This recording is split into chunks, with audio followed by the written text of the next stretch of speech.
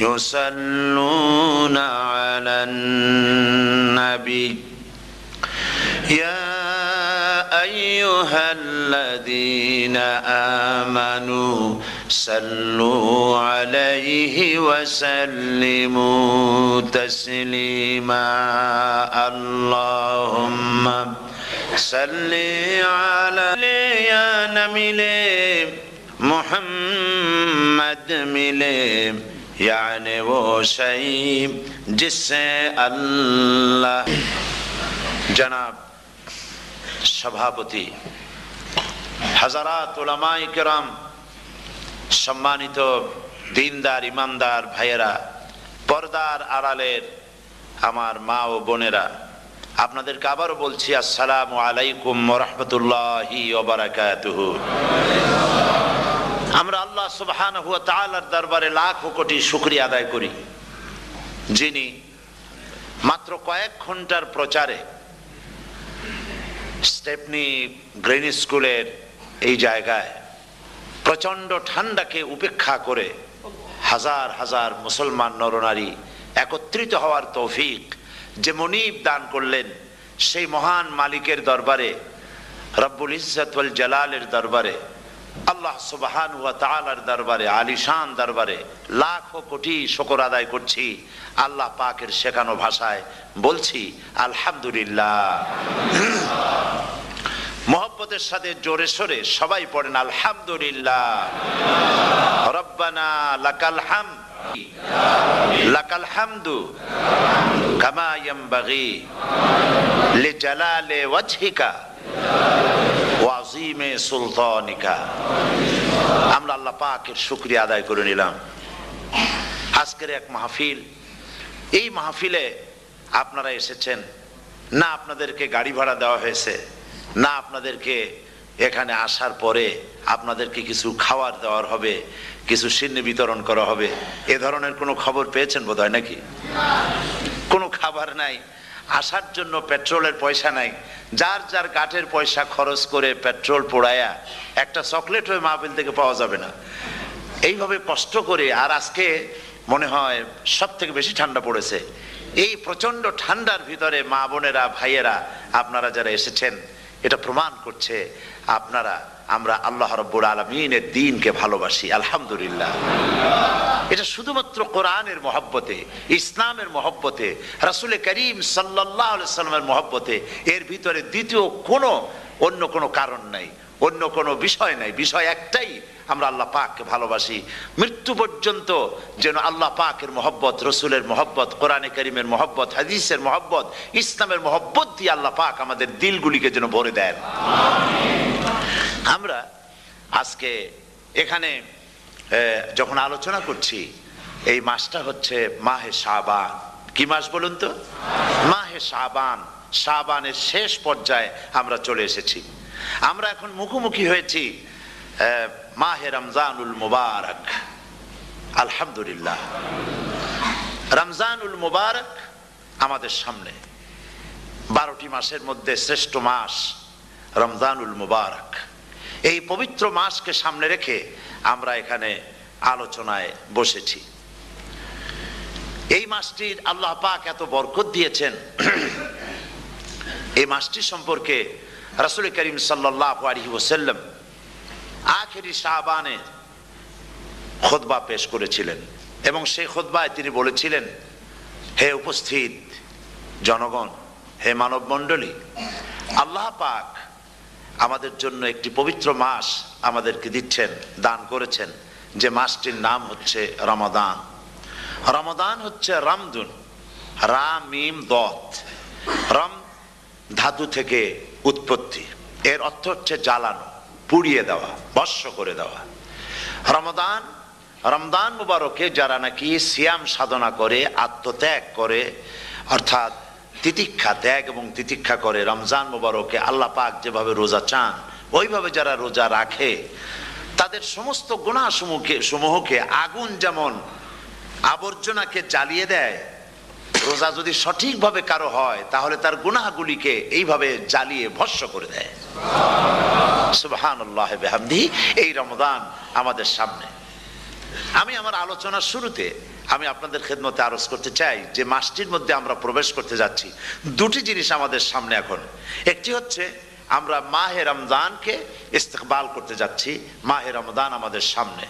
দোয়া করে নেই যে আল্লাহ পাক এই পবিত্র রমজানের সম্মান করার মতো তৌফিক আমাদেরকে দান করো, আর যেভাবে রোজা রাখলে পরে তুমি খুশি হও সেইভাবে আমাদেরকে রোজা রাখার তৌফিক দান করো, বলি আমিন। এটি হচ্ছে সর্বশ্রেষ্ঠ মাস আল্লাহ পাক মুসলমানদের জন্য দান করেছেন। আবারও বলি আলহামদুলিল্লাহ। কোরআন শরীফের মধ্যে আল্লাহ সমস্ত ইবাদতের কথা বলেছেন, কিন্তু ডিটেইলস আলোচনা করেন নাই।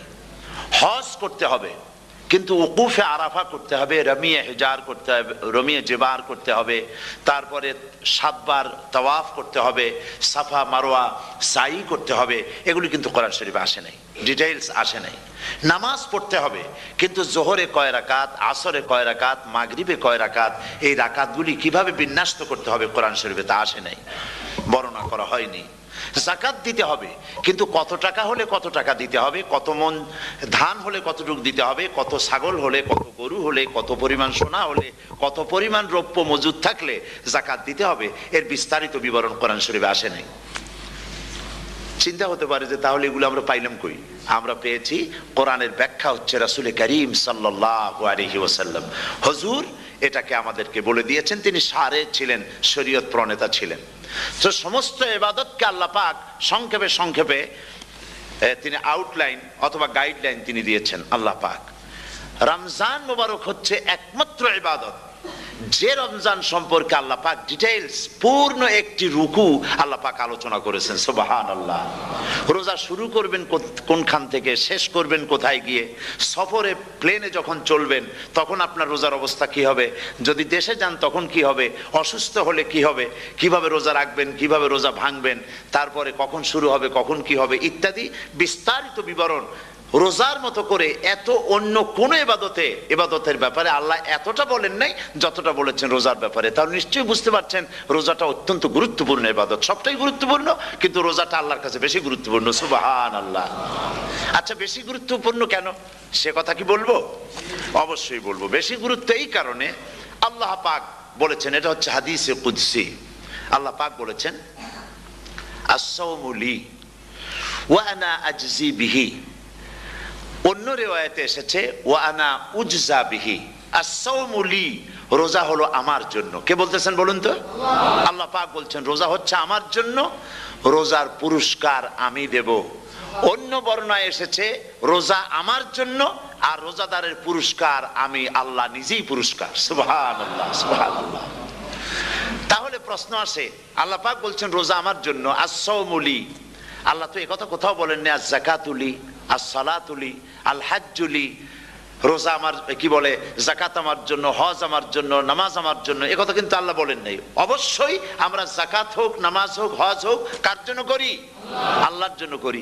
রমজানের ব্যাপারে আল্লাহ খাস করেছেন যে আস-সাওমু লি, রোজা আমার জন্য। এই কথাটার অর্থ কি, তাৎপর্য কি, ব্যাখ্যা কি, সিগনিফিকেন্স কি? এর সিগনিফিকেন্স হচ্ছে এই যে প্রত্যেকটা ইবাদতের দুটি ধরন আছে। কয়টা ধরন বলুন তো? দুটি ধরন। একটি ধরন হচ্ছে বাহ্যিক, আর একটা হচ্ছে আভ্যন্তরীণ। প্রত্যেকটা ইবাদতের দুটি দিক আছে, একটা মানুষকে দেখানো আর একটা ভেতরের। যেমন নামাজ, একটি লোক নামাজ পড়ে না, কিন্তু এমন একটা সমাবেশের মধ্যে পড়ে গেছে সবাই নামাজ পড়ে। এখন আমি যদি নামাজ না পড়ি তাহলে লোকে বলবে কি? তখন উজু আছে কি না আছে দাঁড়াই গেল, আল্লাহু আকবার। তাহলে দেখা গেল নামাজ আল্লাহর জন্য পড়ে, আবার মানুষের জন্য দেখাবার জন্য করে। যাকাত এটা দেয় মানুষে, তার নিয়তটাকে আল্লাহ পাক ভালো জানেন। কিন্তু কিছু লোক তেমন আছে যাকাতের নামে লুঙ্গি, আমাদের দেশে আছে, এখানে কি করে আমি জানি না, লুঙ্গি শাড়ি কিনে তারপরে বাড়িতে সব জমা করে এরপরে গরিবদের দাওয়াত দেয় এবং সকলকে দেখায় এভাবে লুঙ্গি দিল, শাড়ি দিল, লোকেরা দেখলো যে যাকাত দিল, খুব যাকাত দিয়েছে। কোরবানির ব্যাপারে এভাবে বিরাট একটা গরু কিনলো, কিনে মানুষকে দেখাইলো। চট্টগ্রামে আছে সবচেয়ে বড় দামের গরু একটা কিনে গরুর গলায় মালা একটা পরাইয়া তারপরে শহর ঘুরায়। এখন অবশ্য এটা কমে গেছে আগের থেকে অনেক। মানুষ দেখুক যে অমুকে এই গরুটা কোরবানি করেছে। এটা কি কোরবানির জন্য হলো না মানুষকে দেখাবার জন্য হলো? হজ, টাকা আছে, লোকেরা বলবো কি যে এত টাকার মালিক তাও হজে যায় না, সুতরাং যাই একটু হজ করে আসি। তাহলে হজ করা গেল, আবার মানুষকে দেখাবার জন্য করলো। দুটি জিনিস আছে। কিন্তু একমাত্র রোজা যদি কেউ রাখে মানুষকে দেখাবার জন্য সকাল থেকে শুরু করে সন্ধ্যা পর্যন্ত না খাইয়া কোনো পাগলও থাকবে না। বলেন আপনারা ঠিক কিনা? সে তো মানুষকে দেখাবার জন্য দাঁত টাত পরিষ্কার করে নিল আর দুপুরে ভাত খাই নিল, বউতেও টের পাইল না।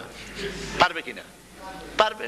টয়লেটে গিয়ে খাই নিল ভালো করে, কোন একটা আড়াল জায়গা নিয়ে খেয়ে গেল, বাচ্চাও দেখলো না, বউতেও দেখলো না, খেয়ে নিল। তাহলে সে তো রোজা রাখলো না। আল্লাহ পাক বলছেন আসসামুলি, রোজা হচ্ছে আমার জন্য। যে রোজা রাখে আমার জন্যই রাখে, মানুষকে দেখাবার জন্য সারাদিন না খাইয়ে থাকার কোনো প্রশ্নই ওঠে না। সুবহানাল্লাহ। সুতরাং রোজা যে রাখলো সে আমার জন্যই রাখলো। ওয়া আনা আজজি বিহি, রোজার পুরস্কার আমি আমার হাত দিয়ে দেব। সুবহানাল্লাহ, আমার হাত দিয়ে দেব। ম্যানেজার যদি বলে এই কাজগুলি করলে পরে বেতন, নির্ধারিত বেতন পাবা, আর এইটা যদি করো তাহলে বেতনটা আমি দেবো আমার হাত দিয়া, তাহলে এমপ্লয় যারা তারা বুঝতেই পারবে যে মালিক যখন নিজেই দেবে তাহলে ম্যানেজারের মতো দেবে না, মালিক মালিকের মতোই বড় করে দেবে। তো আল্লাহ পাক ফেরেশতাদের কাছে এটা রাখেন নাই, সব নেকি তোমরা লেখো গিয়া, আর রোজার সওয়াব আমার হাত দিয়ে আমি দেব। সুবহানাল্লাহ। এরপরে আল্লাহ পাক বলছেন, অন্য রিওয়ায়াতে এসেছে রোজা আমার জন্য, আর রোজাদারের পুরস্কার আর কিচ্ছু না, রোজাদারের পুরস্কার আমি আল্লাহ নিজেই পুরস্কার হয়ে যাব। সুবহানাল্লাহ। হাদিস শরীফে এসেছে রোজা রাখলে পরে ক্ষুধার কারণে, খালি পেটে থাকার কারণে টক্সিন জাতীয় এক প্রকারের গ্যাস তৈরি হয় পেটের ভেতরে, স্টমাকের মধ্যে, ফলে মুখে এক রকমের দুর্গন্ধের সৃষ্টি হয়। নবীজি বলেছেন রোজাদারের মুখের থেকে যে গন্ধ বের হয় আল্লাহ পাকের কাছে রোজাদারের মুখের গন্ধ মেস্ক আম্বারের চাইতে বেশি পবিত্র। আপনার মুখের গন্ধটাও আল্লাহর কাছে পবিত্র। রোজাদারদের জন্য জান্নাতের একটি দরওয়াজা খাস করে রাখা হয়েছে, যার নাম রায়্যান। এই দরওয়াজা রোজাদারদের জন্য, কেবলমাত্র রোজাদারেরা সেখান থেকে প্রবেশ করবে, আর কেউ প্রবেশ করতে পারবে না। এই রোজাদারদের সম্পর্কে আল্লাহ পাক বলেছেন, হাদিস শরীফে এসেছে, বুখারী শরীফের হাদিস, রাসূল করিম সাল্লাল্লাহু আলাইহি ওয়াসাল্লাম বলেছেন লিসাইমে ফারহাতান, ফারহাতুন ইনদা ফিতরিহি ওয়া ফারহাতুন ইনদা লিকাই রাব্বিহি। রোজাদারের জন্য দুইটা খুশি। কয়টা খুশি বলুন তো? কে বলছেন? আল্লাহ রাসূল বলছেন রোজাদারের জন্য দুইটা খুশি। লিসাইমে ফারহাতান, দুটি খুশি। ফারহাতুন ইনদা ফিতরিহি, একটা খুশি হচ্ছে ইফতারের সময়। এই ফিতরিহিতে, এই ফিতরিহি দুটি কথা, এই একটি কথার দুটি ব্যাখ্যা হয়। একটা হচ্ছে ইফতারের সময়, ইফতারের কথা বলা হয়েছে, আর ঈদের কথাও এর মধ্যে বলা হয়েছে। ইফতারের সময় হলে একটা খুশি, আর একটা খুশি হচ্ছে ইনদা লিকাই রাব্বিহি, যখন রোজাদারের সঙ্গে আল্লাহ পাক দেখা করবেন তখন হবে আরেকটা খুশি। তার মানে হচ্ছে রোজাদারদের সঙ্গে স্পেশাল আল্লাহ রাব্বুল আলামিন সাক্ষাৎকারের ব্যবস্থা করবেন। সুবহানাল্লাহ। তাহলে দুটি জিনিস হলো, একটা হলো ইফতারের জন্য দুটা, রোজাদারের জন্য দুটা খুশি, একটা হলো ইফতারের সময়, আর একটা হচ্ছে আল্লাহর সঙ্গে যখন দেখা করবে। তো ইফতারের যে খুশিটা, এই খুশি রোজাদার ছাড়া কেউ বুঝবে না। ইফতার সারাদিন রোজা রাখার পর সামনে পেঁয়াজি, বেগুনি, সালাদ, তরমুজ, মিষ্টি, তারপরে আম্বালা সুইট মিটের নানান রকমের মিষ্টি, এরপরে মুড়ি, কত কিছু সব সামনে নিয়ে বসে আছে। দেখছেন অবস্থা? সমস্ত কিছু সামনে বসা, ঘড়ির দিকে তাকানো। আপনি যদি 5 মিনিট আগে খান, ফেরেশতা এসে মুখের উপর থাপ্পড় মারবে, বেটা খাইলি কেন? বলবে কেউ? বলবে না। কোন ফেরেশতা লাঠি নিয়ে দাঁড়ায় আছে? দাঁড়ায় নাই, কিন্তু আপনি খাচ্ছেন না কেন? সুবহানাল্লাহ, সুবহানাল্লাহ বলবেন না? অন্তত 1500 বছর আগে আল্লাহ রাব্বুল আলামিন নির্দেশ করে রেখেছেন, সূর্য সাদা হওয়া থেকে, পূর্ব দিগন্ত সাদা হওয়া থেকে শুরু করে পশ্চিম দিগন্তে যখন কালো হয়ে কালো রেখা দেখা দেবে, যখন মাগরিব হয়ে যাবে, সূর্যাস্ত যাবে, ততক্ষণ পানাহার আর স্ত্রী সম্ভোগ থেকে বিরত থাকো। 1500 বছর আগের আল্লাহ রাব্বুল আলামিনের এই নোটিশ কিভাবে কার্যকরী হচ্ছে উম্মতের মধ্যে, মুসলমানদের ভেতরে। খাবার সামনে আসে, পিপাসা লেগেছে, এখন তো পিপাসা লাগে না, খুব ঠান্ডার সময়, এখন রোজা রাখতে খুব মজা হবে, তাই না? খুব মজার রোজা। কিন্তু এই রোজা যখন জুন মাস আর জুলাই মাসে আসবে, তখন টের পায় মানুষ রোজা কাহাকে বলে। প্রচন্ড পিপাসা, সামনে সব খাবার পড়ে আছে, একটা খাবারের দিকে রোজাদারের হাত যায় না, ঘড়ির দিকে তাকায় আর চুপ করে বসে বসে আল্লাহর জিকির করতে থাকে। আল্লাহ কয় ফেরেশতারা, দেখ এই বান্দা বানাইতে নিষেধ করছিলি, সুবহানাল্লাহ। আল্লাহ খুশি হয়ে যান। রোজাদার অপেক্ষা করতে থাকে, ঠিক যখন কাটায় কাটায় সময়টা এসে গেছে, তখন আল্লাহর নাম করে খুরমা দিয়ে পানি দিয়ে ইফতার শুরু করে দিল। আল্লাহ পাক খুশি হয়ে গেলেন। ফুন বলা হয় তাহলে বোঝা যায় সংখ্যাধিক্য, বিপুল সংখ্যা, হাজার হাজার হাজার হাজার, থাউজেন্ডস এন্ড থাউজেন্ডস। এইটাকে বোঝাবার জন্য আরবিতে ব্যবহার করা হয় আলফুন, হাজার হাজার। তাহলে আল্লাহ কি বুঝাতে চাচ্ছেন? আল্লাহ রাব্বুল আলামিন তিনি আয়াত দ্বারা বুঝাতে চান, এর ব্যাখ্যা হচ্ছে এই পৃথিবীর মানবতার কল্যাণের জন্য, এই পৃথিবীর মানুষের ভালাইয়ের জন্য, মঙ্গলের জন্য হাজার হাজার মাস ধরে এই পৃথিবীর মানুষের যে কল্যাণ হয় নাই, এই রমজান মোবারকে একটা রাত আছে যেই রাতে আল্লাহ রাব্বুল আলামিন মানবতার সেই কল্যাণ করেছেন। সেই কল্যাণ কি দিয়ে করেছেন? শাহরুর রমাদান আল্লাযী উনজিলা ফীহিল কোরআন, কোরআন নাজিল করে পৃথিবীর মানুষকে সেই কল্যাণ আল্লাহ দিয়েছেন। সুবহানাল্লাহ। বন্ধুগণ, কোরআন, কোরআন কি নিয়ামত আমাদের কাছে। সেই নিয়ামতকে আমরা চিনলাম না, আমরা বুঝতে পারলাম না কত বড় নিয়ামত আল্লাহ আমাদের দান করেছেন। এই কোরআন যেন আপনি শুনতে পারেন, পড়তে পারেন, বুঝতে পারেন, সেই জন্য আল্লাহ রাব্বুল আলামিন শরিয়াত কি সুন্দর ব্যবস্থা করেছে। কোরআন শোনার জন্য রমজান মুবারকে তারাবিহের নামাজের ব্যবস্থা করা হয়েছে। সুবহানাল্লাহ, সুবহানাল্লাহ। যারা সব সময় পড়তে পারেন না, কোরআন তেলাওয়াত জানেন না, অথবা সারা বছরও এক খতম কোরআন শরীফ পড়া হয় না, শরিয়ত কি সুন্দর বিধান করলো যে আপনি যেন 30 পারা কোরআন শরীফ শুনতে পারেন। এই ব্যবস্থা তারাবিহের নামাজের মধ্যে শরিয়ত করে দিয়েছে। আলহামদুলিল্লাহ, আলহামদুলিল্লাহ।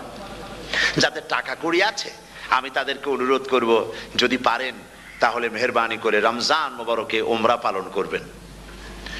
আমি উমরার নিয়ত করে এসেছি, ঢাকা থেকে উমরার নিয়ত করে এসেছি, আপনাদেরকে দেখে গেলাম।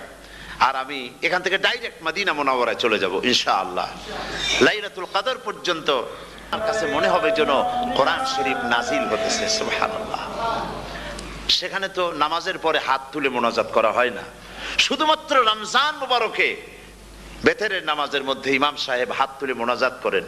গত বছর রমজান মুবারকের লাইলাতুল কদরে আমি ছিলাম, গত কয়েক বছর ধরে আল্লাহ যাওয়ার তৌফিক দিয়েছেন দয়া করে। সেখানে লাইলাতুল কদরে পত্রিকাগুলি লিখেছে 30 লাখের উপরে লোক ছিল মক্কা শরীফের হারাম শরীফে, 30 লাখের উপরে। যখন তেলাওয়াত হচ্ছে, মোনাজাত করতেছেন ইমাম সাহেব কাঁপতেছেন, মোনাজাত করতেছেন, কাঁদতেছেন, আর গোটা হারাম জুড়ে কান্নার রোল পড়ে গিয়েছে। কিভাবে কাঁদতেছেন? সারাদিন মানুষ রোজা রেখে তারপর ইফতার করতে যখন বসে, আমি সেই জান্নাতের কথা কেমনে আপনাদের বুঝাবো? রসগোল্লা কেমন লাগে বক্তৃতা দিয়ে 6 ঘন্টা বক্তৃতা দিয়েও বোঝানো যাবে না।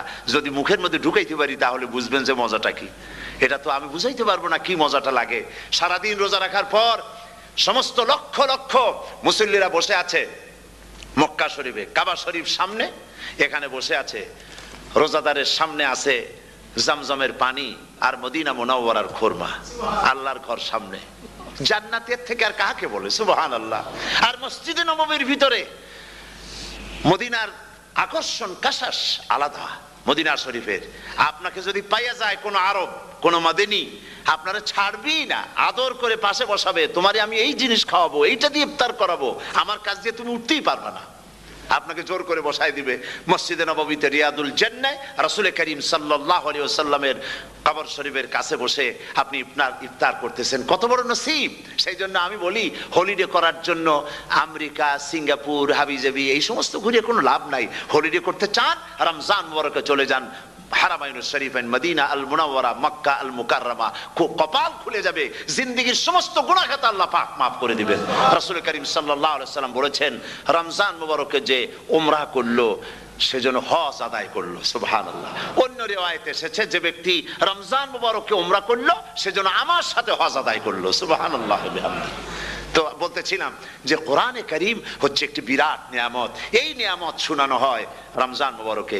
আমি এবার এসে খুব খুশি হলাম একথা শুনে যে ইস্ট লন্ডন মসজিদ তারা একটা ব্যবস্থা করেছে, সুন্দর একটা রেডিও তারা আবিষ্কার করেছে, না কি করছেন আপনারা, ট্রান্সমিটার তৈরি করেছেন। ওনারা ওখানে রেডিও বিক্রি করেন, আপনারা বহু টাকা খরচ করেছেন, তারা হাজার হাজার পাউন্ড খরচ করে টাওয়ার বানিয়েছেন এবং একটা ফ্রিকোয়েন্সি তারা নিজেরা নিয়েছেন, আর রেডিওগুলি 125 পাউন্ড করে ওনারা দিচ্ছেন খরচ হিসেবে। এটা যারা নিয়ে যায় ঘরের মধ্যে বসে তারাবিহের তেলাওয়াত তারা শুনতে পাবেন। মহিলারা অনেক সময় আসতে পারেন না, মহিলারা ঘরে বসে শুনতে পারবেন। ওই ইস্ট লন্ডন মসজিদে যত ওয়াজ হবে, তেলাওয়াত হবে, নামাজ হবে, আজান হবে, ওয়াজ হবে, জিকির হবে, সব আপনার ঘরে বসে আপনি শুনতে পারবেন। আল্লাহ রাব্বুল আলামিন এই ইকদামকে, এই পদক্ষেপকে আল্লাহ কবুল করুন, সবাই বলেন আমিন। এবং প্রত্যেকের ঘরে ঘরে এই রেডিও পৌঁছে যাক, আমরা বলি আমিন। আল্লাহ যেন কবুল করেন। আপনি ঘরে বসে মসজিদের সমস্ত প্রোগ্রাম পেতে পারবেন। আর কি সুন্দর সেখানে যিনি তেলাওয়াত করেন, আজান দেন, আলহামদুলিল্লাহ, তার আজান শুনলে পরে তো মনে হয় যে আমি মক্কা শরীফে চলে গেছি, মদিনায় চলে গেছি। আর তেলাওয়াত কত সুন্দর, আলহামদুলিল্লাহ, আল্লাহ তার প্রতি রহম করুন, আমরা বলি আমিন। সুতরাং বলতেছিলাম যে এই পবিত্র রমজানুল মুবারক এটি হচ্ছে, এটি কি জিনিসটা, কি জিনিসটা বোঝাবার জন্য আমি বলি, যেমন এই ঘড়িটা এটা কেনার পর 2-1 বছর পর এটা ফাস্ট হয় অথবা কি হয়, স্লো হয়ে যায়। তখন এটাকে সারার জন্য আমরা হসপিটালে দেই। হসপিটাল মানে লন্ডন হসপিটাল না, ঘড়িরও হসপিটাল আছে, তো ঘড়ির হসপিটালে দিলাম। ওরা এটাকে দেখে শুনে বলেছেন, তুমি বলো, তুমি ঝগড়ায় প্রবৃত্ত হবে না। তোমার সাথে যদি কেউ ঝগড়া করে তুমি বলবে ইন্নী সাইম, আমি রোজাদার। আমি তোমার মতো ঝগড়া করতে আমিও পারি, আমি তোমার মতো গালাগালি দিতে পারি, কিন্তু আমি দেব না, ঝগড়াও করব না, গালিও দেব না, মারামারিও করব না, কারণ আমি রোজাদার। সুবহানাল্লাহ। রোজা আপনাকে গুনাহ থেকে বাঁচায় দেবে। দেখেন রোজা কিভাবে গুনাহ থেকে বাঁচায়। মিথ্যেবাদী সারাক্ষণ মিথ্যে কথা বলে, কিন্তু রোজার মাস আসছে, এখন মিথ্যাবাদী যারা তাদের ঘনিষ্ঠ লোকদের কাছে শুনেছি যে তারা বলে, যদি কোনো লোক দিনের বেলা আইসা যায় আর এমন কথা, যে কথা বলতে গেলে মিথ্যা বলা ছাড়া উপায় নাই তার জন্য, সে তখন বলে, ভাই তুমি তো অসময় আসছো, এখন আমি খুব ব্যস্ত, আই এম ভেরি বিজি, তুমি রাত্রে আসো। কথা বুঝতে পেরেছেন? তো রোজা হচ্ছে কি, রোজাটা কি বলে, ঢাল। কোন মেয়ে লোকের দিকে চোখ পড়লো, আহা আমি তো রোজাদার, চোখকে সাথে সাথে নিচে নামায় ফেললো। গানের আওয়াজ আসলো, আমি তো রোজাদার, সে গানটা শুনলো না। কাজী সমস্ত গুনাহ থেকে বাঁচার জন্য রোজা একটা বিরাট হাতিয়ার। সুবহানাল্লাহ।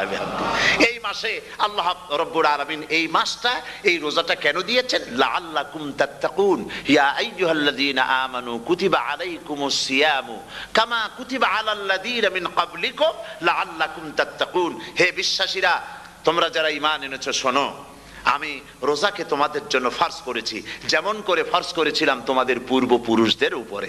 রোজা শুধু আমাদের উপরে ফরজ হয়েছে তা না, আমাদের আগে যারা যেসব নবীরা আসছিলেন তাদের উপর রোজা কি ছিল, ফরজ ছিল।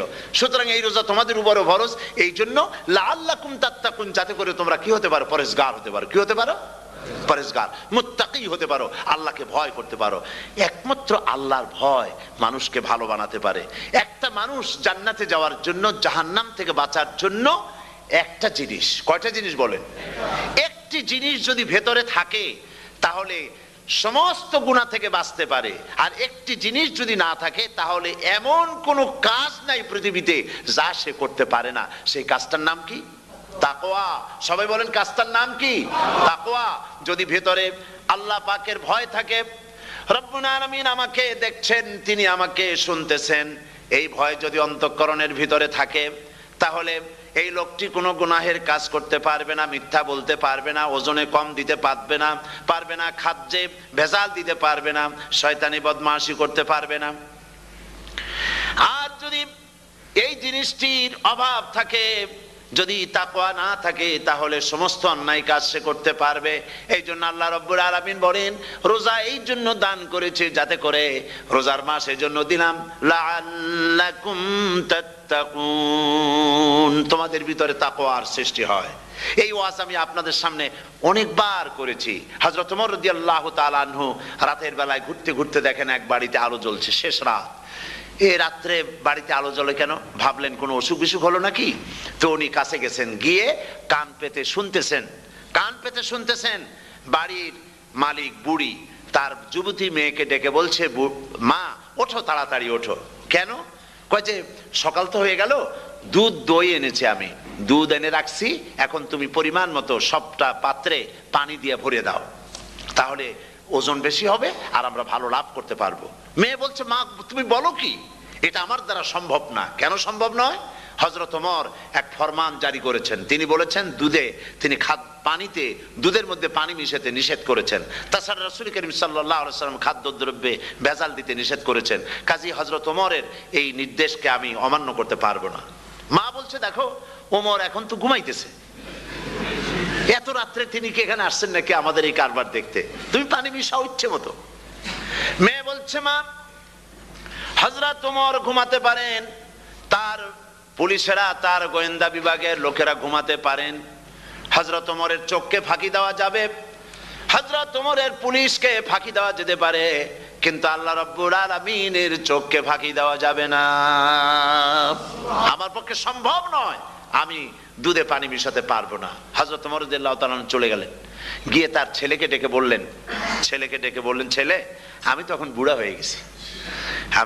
হয়ে গেছি, আমার বিয়ের বয়স নাই, আমি একটা মেয়ের খোঁজ নিয়ে আসছি, যদি আমার বয়স থাকতো এই মেয়েটার আমি বিয়ে করতাম। সুবহানাল্লাহ, সুবহানাল্লাহ। তো এই মেয়েটা তুমি খোঁজ নাও, যদি বিয়ে না হয়ে থাকে তুমি প্রস্তাব দাও বিবাহের। কি সৌন্দর্য তিনি দেখলেন মেয়েটার মধ্যে, স্বাস্থ্য, রূপ, যৌবন, কি দেখলেন? তাকওয়া। জোরে বলেন না, কি দেখলেন? তাকওয়া। এই তাকওয়া তিনি দেখলেন। এই তাকওয়ার উপরে ভিত্তি করে আমিরুল মুমিনিন, অর্ধেকটা পৃথিবীর প্রেসিডেন্ট, খলিফাতুল মুসলিমিন, আমিরুল মুমিনিন হযরত ওমর তার ছেলের জন্য পুত্রবধূ করে তাকে ঘরে নিয়ে আসলেন। সুবহানাল্লাহ। ফায়দা কি হলো? ফায়দা এই হলো, এই মেয়ের গর্ভে যে মেয়ে হলো, সেই মেয়ের গর্ভে যে মেয়ে হলো, সেই মেয়ের গর্ভে ফারুক সানি হযরত ওমর ইবনে আব্দুল আজিজ রাহমাতুল্লাহ আলাইহির মতো ফারুক সানি আল্লাহ দান করে দিলেন। সুবহানাল্লাহ বিহামদি। এটা নাম হচ্ছে তাকওয়া। এই তাকওয়ার ব্যাপারে হযরত ওমর রাদিয়াল্লাহু তাআলা আনহু তিনি হযরত কাব বিন উবাই রাদিয়াল্লাহু তাআলা আনহুকে জিজ্ঞেস করেছিলেন যে তাকওয়ার একটা ব্যাখ্যা আপনি কি আমাকে বলতে পারেন, তাকওয়ার ব্যাখ্যাটা কি? তিনি বললেন, হ্যাঁ পারি। কি ব্যাখ্যা? তিনি বললেন যে দেখুন, তাকওয়ার ব্যাখ্যা হচ্ছে এই যে সংকীর্ণ একটি রাস্তা, সরু ন্যারো একটা রোড, এই ন্যারো রোডের দুই দিকে আছে কাঁটাযুক্ত লতা পাতা, এই কাঁটাযুক্ত লতা পাতার মধ্য দিয়ে এই সরু রাস্তা দিয়ে আপনি যখন যাবেন তো কিভাবে যাবেন?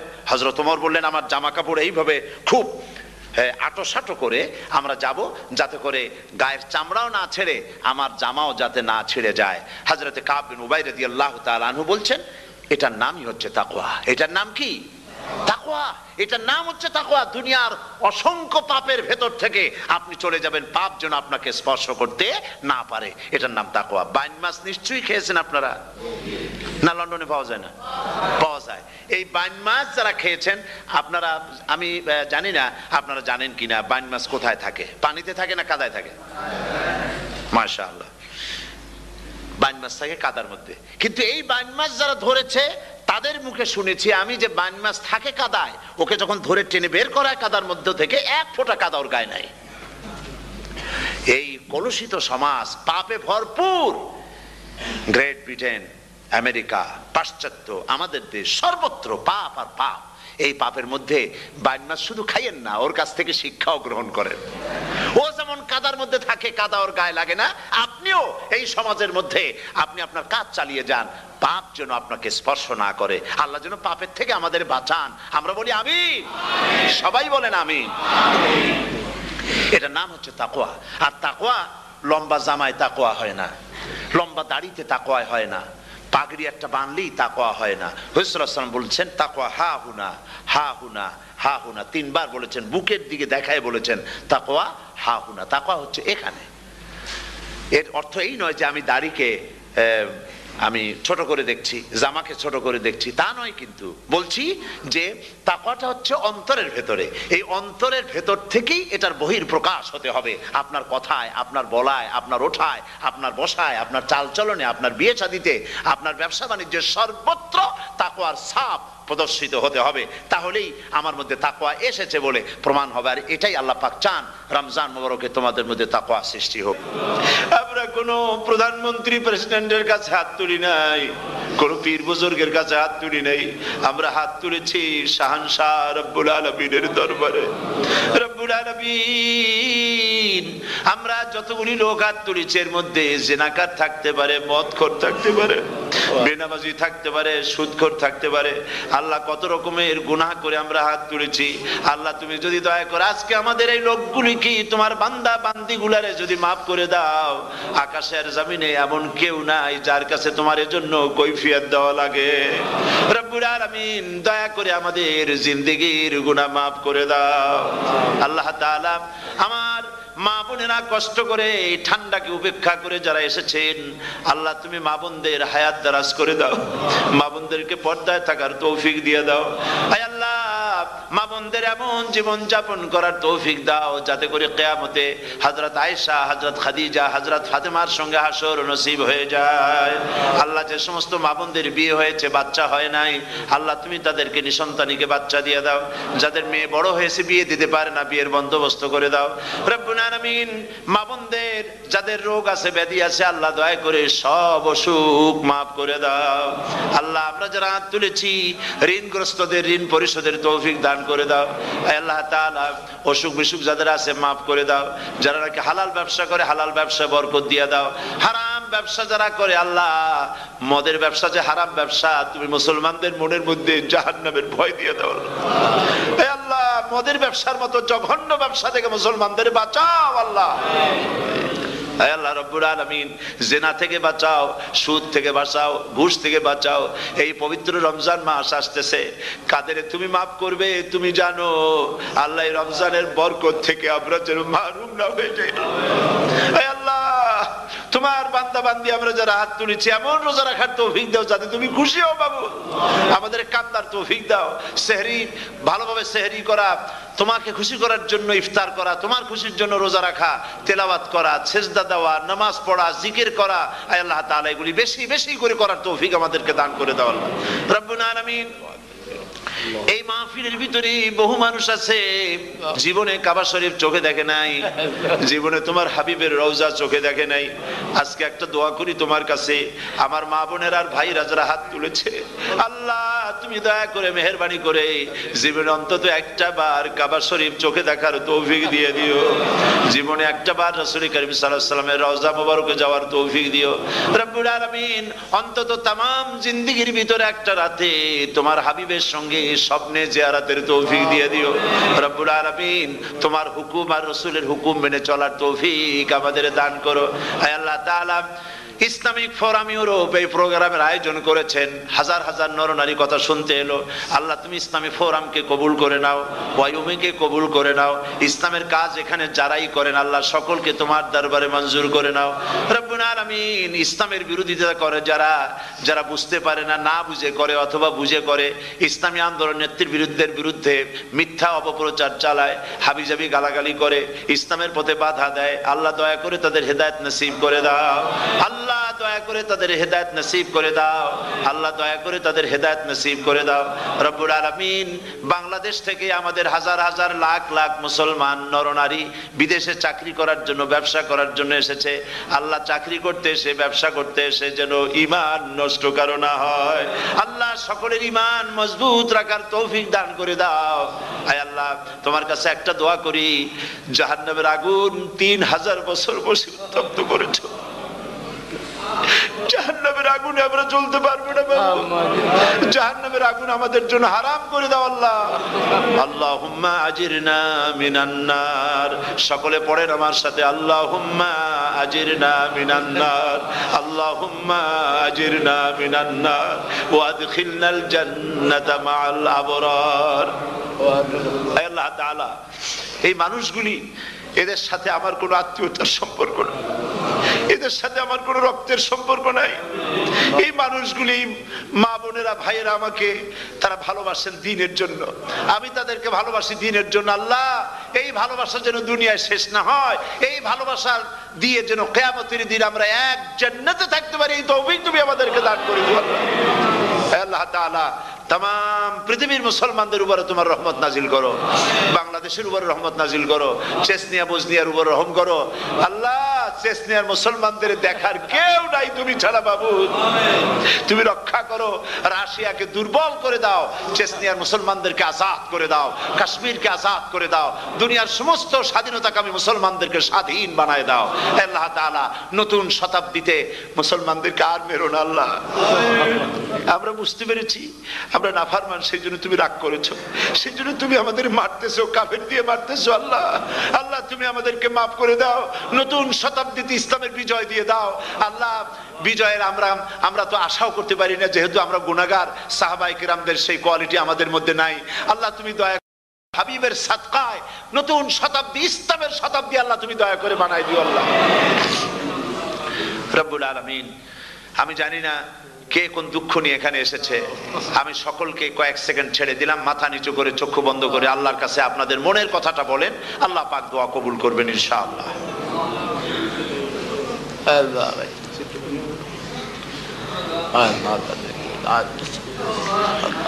আল্লাহ তাআলা তোমার বান্দারা বান্দিরা